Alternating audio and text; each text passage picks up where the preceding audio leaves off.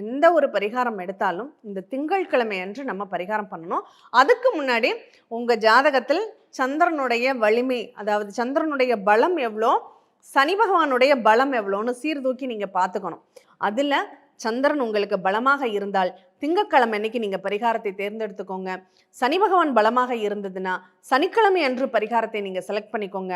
அம்மன் கோவில்ல இருக்கக்கூடிய கால பைரவரை அர்ச்சனை செய்து 8 சனிக்கிழமைகள் அல்லது 11 திங்கட்கிழமைகள் நீங்க வழிபாடு பண்ணிக்கிட்டு வர்றீங்க. எந்த கிரகம் அதிகமா வேல்யூவோட இருக்குன்னு பார்த்து அந்த கிரக பலத்தை நீங்க அதிகப்படுத்துவதற்கான ஒரு நிகழ்வை நீங்க உருவாக்கிக்கணும்.